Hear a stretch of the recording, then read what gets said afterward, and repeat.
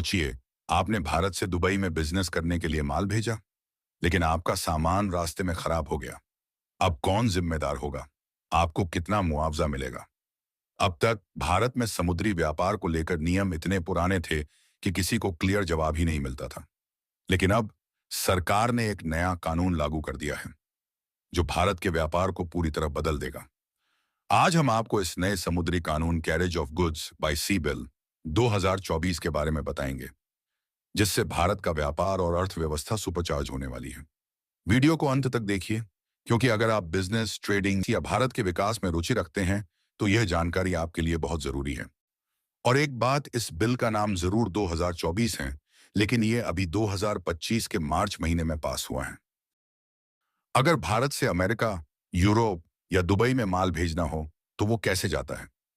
90% international trade समुद्री रास्ते से होता है।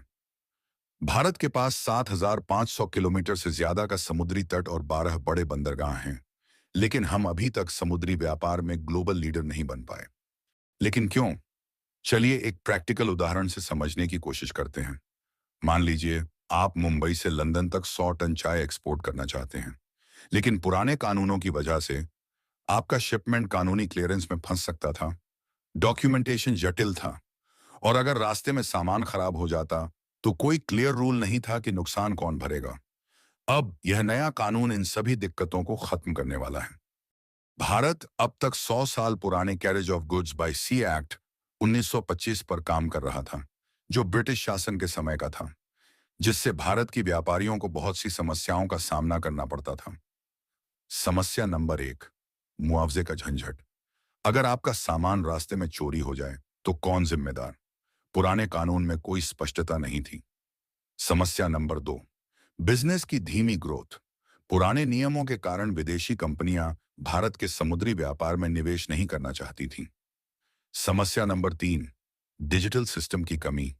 आज दुनिया में शिपिंग पूरी तरह ई डॉक्यूमेंट्स और ऑनलाइन ट्रैकिंग पर चल रही है, लेकिन भारत का कानून इस बदलाव के लिए बिल्कुल तैयार नहीं था। समस्या नंबर 4, इंटरनेशनल ट्रेड में भारत पिछड़ रहा था। पुराने कानूनों की वजह से भारतीय व्यापारी इंटरनेशनल डील्स में नुकसान उठा रहे थे, और अन्य देशों के व्यापारी भारत के साथ काम करने से बचते थे। मतलब बिजनेस मुश्किल, पैसा बर्बाद और भारत को घाटा। अब सरकार ने समुद्र द्वारा माल की ढुलाई विधेयक 2024 को लागू कर दिया है, जिससे ये सभी दिक्कतें खत्म हो जाएंगी। नया नियम नंबर 1, व्यापार होगा तेज और आसान। अब शिपिंग कंपनियां और व्यापारी क्लियर गाइडलाइंस के तहत काम कर सकेंगे। नया नियम नंबर 2, मुआवजे की गारंटी। अब अगर आपका सामान चोरी हो जाता है या खराब होता है, तो क्लियर लीगल फ्रेमवर्क के तहत आपको मुआवजा मिलेगा। नया नियम नंबर 3, डिजिटलीकरण और पारदर्शिता।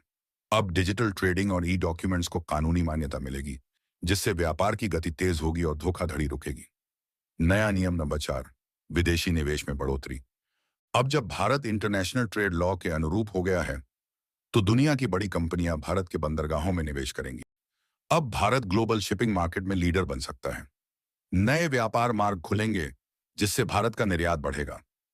बंदरगाहों का पूरा उपयोग होगा, जिससे लॉजिस्टिक्स इंडस्ट्री को बूस्ट मिलेगा। मेक इन इंडिया और आत्मनिर्भर भारत को मजबूती मिलेगी।